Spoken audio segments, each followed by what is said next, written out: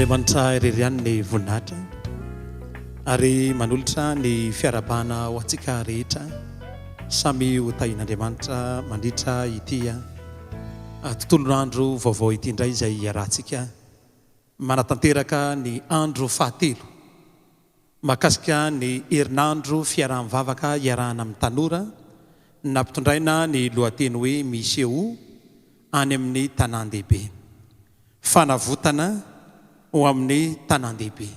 Izay no lohahevitra izay iarahantsika mamakafaka sy mandinika indray koa mialohan'ny iarahantsika mandray ny lohahevitra fahatelo amin'ity andro fahatelo ity dia manasantsika rehetra iaraka hanondrika ny lohantsika hivavaka.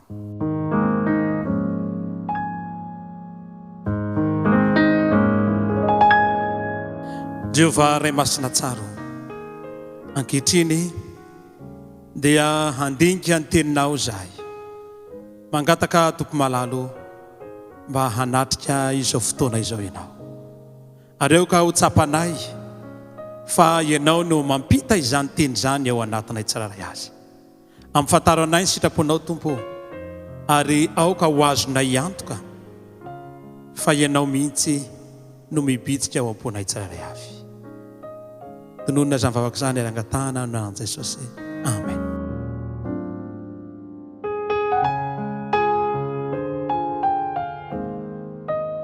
Miatrika ny fahatsapatena ho manrery ao amin'ny tanan-dehibe misy anao. Izany no lohahevitra izay iarahantsika indray amin'ny ity androany ity. Miatrika fahatsapatena ho irery ao amin'ny tanan-dehibe misy anao.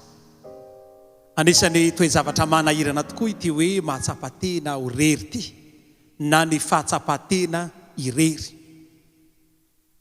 Amin'ny tanan-dehibe araka ny resaka izay efa nataontsika dia mandalo toe-javatra maromaro misafotofoto miazakazaka ary betsaka ny zavatra manoloana antsika ary vokatra izany rehetra izany dia maro ny rotoroto tonga ao anatiny kanefa mahatsaro fahatsapahana irery isika na izany azy.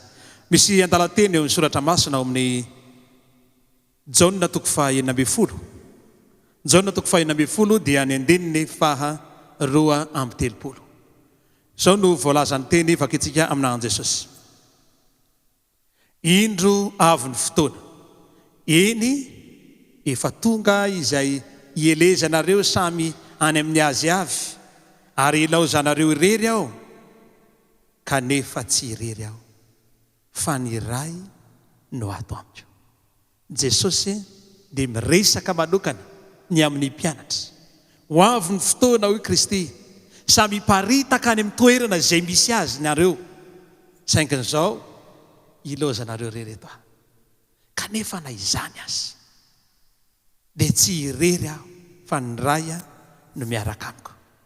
Ao anatin'izany fahatsapatena irery izany rehefa somaro mandinika lala isika dia azo heverina hoe misy sokajy anankiroa ihany izy io.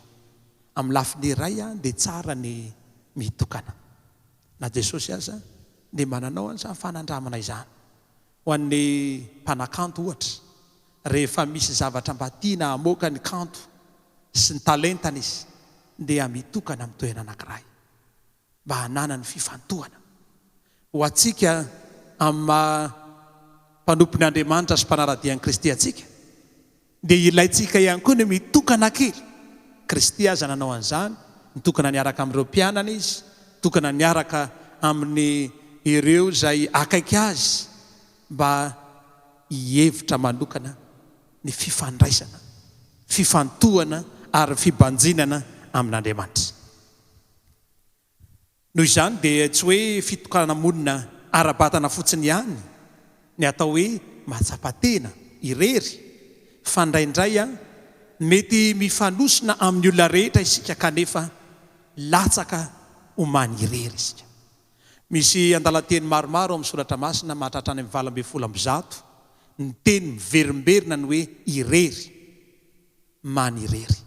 Ary ny teny hoe many irery dia anisan'ny teny anankiray somary mavesatra ho antsika zanak'olombelona, izany hoe mahatsiaro irery izany.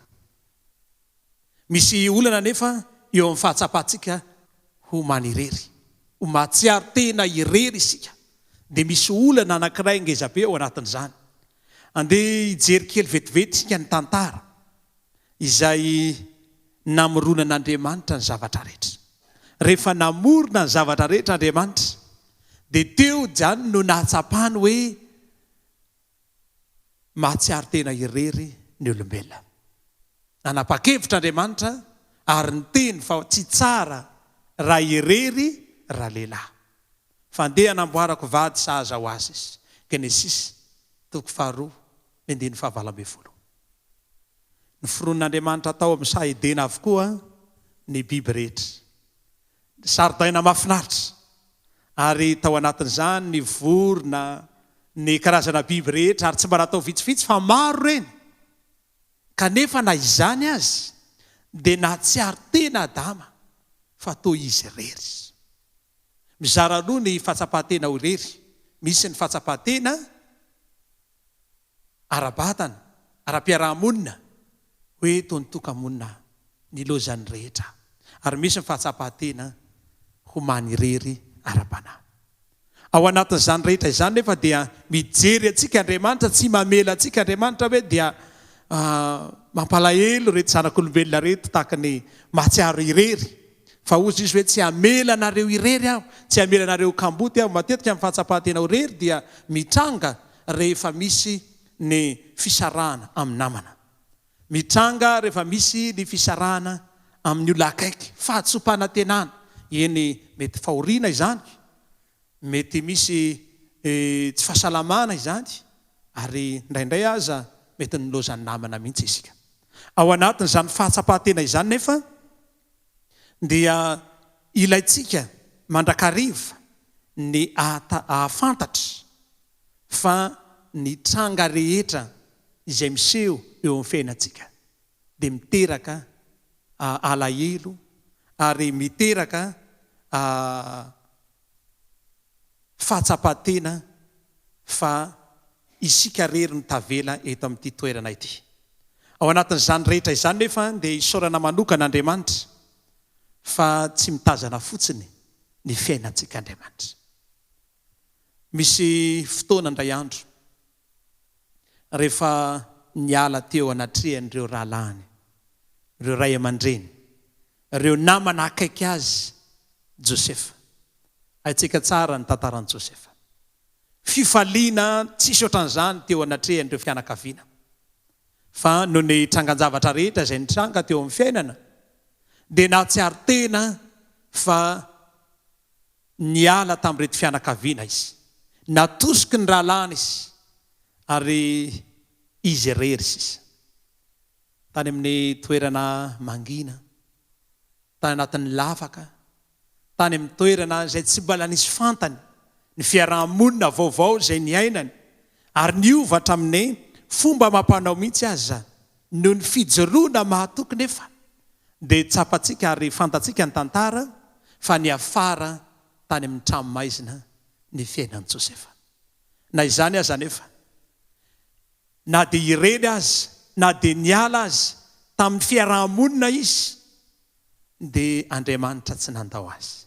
Genesisy 3:3 dia io ny ten'Andriamanitra ary Jehova nomban'i Josefa dia lehilahy ambinina izy nanana fifandraisana tamin'Andriamanitra mandrakariva Josefa na dia tafasaraka tamin'ny namana azy tafasaraka tamin'ireo akaiky azy rahalahy ray aman-dreny ny tany fonenana azy dia hoy ny tenin'Andriamanitra Jehova nomba azy tsy mba tafasaraka tamin'Andriamanitra izy amin'ny maha olombelona atsika dia mety ho tafasaraka tokoa isika amin'ny tena nama atsika amin'ny sakaiza atsika amin'ny olona akaiky atsika mety misy fotoana mahatafasaraka atsika ary mitondra alahelo vesatra ao anatinao zany zavatra izany kanefa azadino fa tsy tokony hahatapaka ny fifandraisanao amin'Andriamanitra izany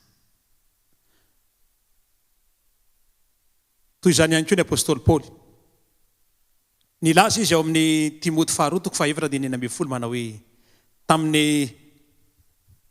nandaharako voalohany analatsiny ny tenako dia tsy nisy nomba fa nandao avokoa izy rehetra. Mba niezaka ihany ny apôstôly Paoly eny mba nananamany nahana olona maro fa noho ny fijoroana ny amin'ny fahamarinana noho ny fandaharana ny amin'ny fahamarinana dia nandao azy ny olona rehetra. Indraindray izany fijoroantsika amin'Andriamanitra izany ihany koa. Ny fijoroanao amin'ny fahamarinana, ny fanarahanao, ny filazantsara, ny fandehananao any am-piangonana koa azy dia mety mahatonga ny namanao, mety mahatonga ny olona rehetra, ny mpiara-belona, inona dia ny fianakaviana azy andao anao. Kanefa izao no voalaza ny amin'ny 7:20 Timoty 2:7-7. Kanefa ny tompo nitsangana teo anilako ka nampahery aho. Mety mandao anao ny olona akaiky, mety mandao anao ny namana, mety mandao anao fianakaviana, mpiara-miasa, mety mandao atsika mety mpiara-mivavaka koa aza, fa hoy ny tenin'Andriamanitra, kanefa ny tompo nitsangana teo anilako nampahery aho.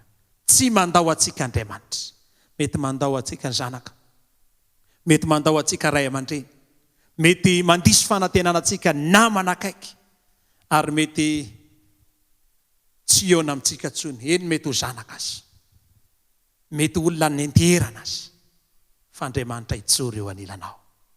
Ary zany teny izany no entina hampaherezana atsika fa Andriamanitra tsy mamela atsika irery. Tsy hamelanareo kamboty aho ny tompo, ho any aminareo mandrakariva. Zany ny Andriamanitra, Andriamanitra izay mampahery atsika mandrakariva, tsy mandao atsika na aiza misy atsika. Eny mety ho mahatsiaro tena irery ianao rery sisa amin'ity tanan-dehibe misy atsika ity, raha ny kajikajy izay nataon'ireo mpandinika 500 ny ponina dia petraka ny tanan-dehibe avokoa. Ary tamin'ny taona 2020 no makaty dia ny amaro tsisy ohatran'izany ny fahalianan'ny olona hipetraka ao tanan-dehibe. Kanefa na izany azy, arakaraka ny mahabe ponina an-tanan-dehibe ny mahatonga ny olona anankiray ahatsiaro teny fa mitoka-monina izy, mitoka-monina ao anaty vahoaka, mahatsiaro tena irery ao anatin' izany rehetra izany. Andriamanitra dia tsy hamela atsika irery. Atao vazo antoka ny fifandraisantsika amin'Andriamanitra. Fa na dia tany anatin'ny fonjaja Josefa dia teo Andriamanitra.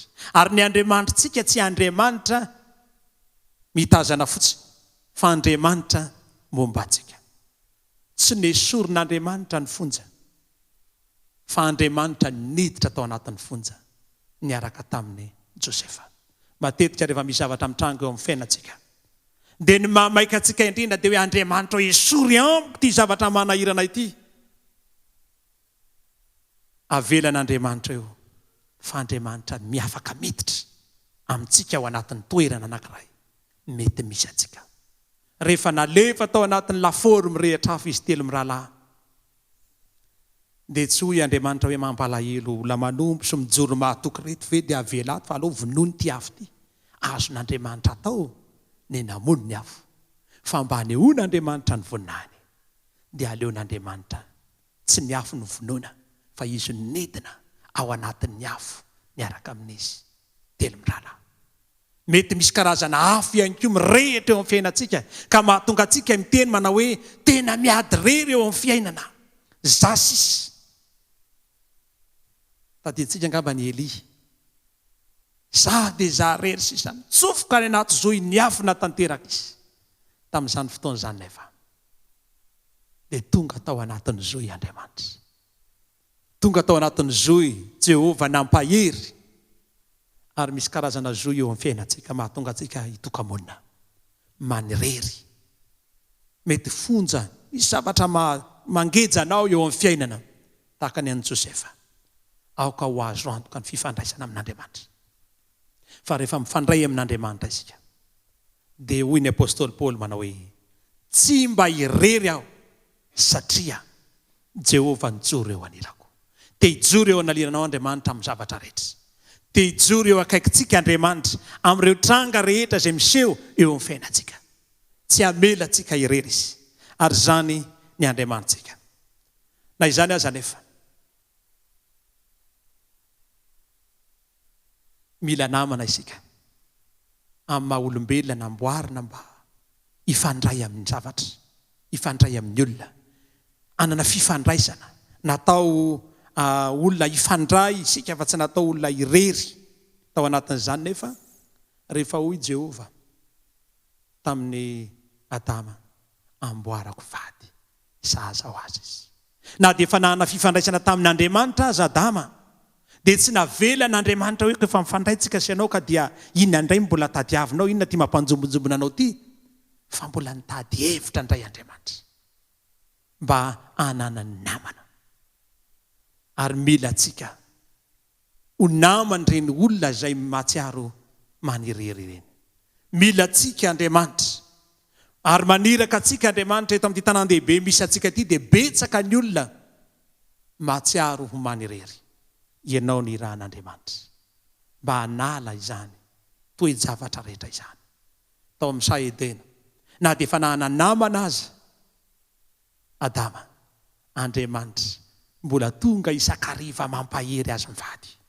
Ary eny nisy fotoana indray andro somary niodina noho ny fahotana ity, fahotana ity mantsy dia mahatonga ny tena ho manirery koa, tafasaraka amin'Andriamanitra ka dia nahatsiaro tena ho meloka, mahatsiaro tena ho diso. Ka rehefa mahita olona anankiray dia miafinafina, mitsoaka.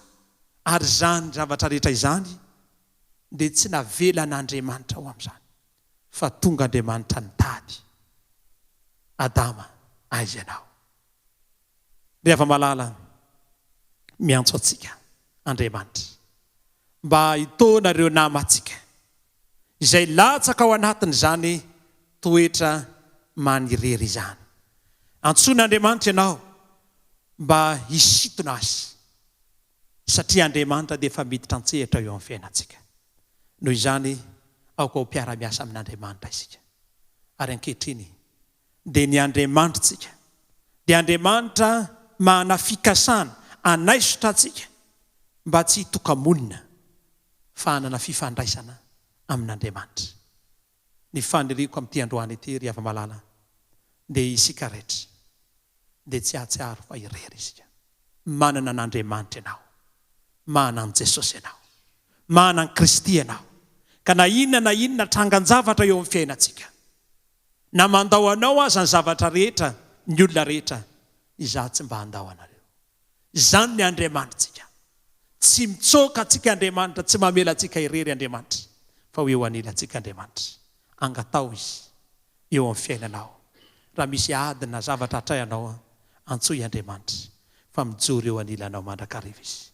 Ary fantany ny zavatra maso atsika, fantany ny olana maso atsika, fantany toe-javatra sy hatrehantsika. Tsy hampalala atsika azy zany, fa efa hainy zany. Fa ny zava-dehibe dia izao, atao ve azo antoka fa tsara fifandraisanao amin'Andriamanitra. Ka na mandao aza ny zavatra rehetra dia izao mahana fifaliana ianao, satria Andriamanitra tsy handao anao. Hitanao ny Andriamanitra ka anomeanao ny fiadanana sy ny fahasoavana, ka ho tsapanao fa tsy irery ianao eto amin'ity tany ity, fa manana an Jesosy ary manana an'Andriamanitra ho tompo sy mpamonjy ny tenanao. Dia hiaraka hivavaka isika, ngataka amin'Andriamanitra izany fanatrehan'Andriamanitra eo amin'ny fiainantsika izany. Hivavaka tsika.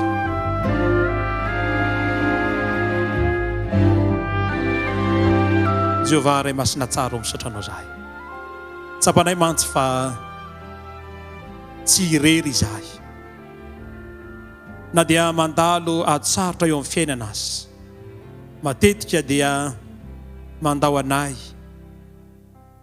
ny olona rehetra, mandao anay ny fitahiana sy ny fahasoavana, fanambinana izay eritreretinay, ka mihevitra izahay fa toa mahatsapa-tena ho irery. Tsy izany anefa, fa ianao dia eo anilanay mandrakariva. Meteza Andriamanitra mba hijoro eo anilanay ianao, ary anafaka sy anaisotra izany fahatsapa-tena ho irery izany. Aoka ho azonay antoka fa tsy manirery izahay. eo amin'ity tany misy anay ty. Eo am-piandrasana ny fiavianao eny amin'irao ny lanitra. Ahita fifaliana izahay. Ahita fahasoavana izahay. Ary ombanay mandrakariva ianao. Dia apetraka am-pelantananao izay rehetra mahasoa anay. Ary ho anay rehetra manaraka izao fandarana izao. Azonay antoka Tompo fa ianao vahaolany tsirairay avy. Amen.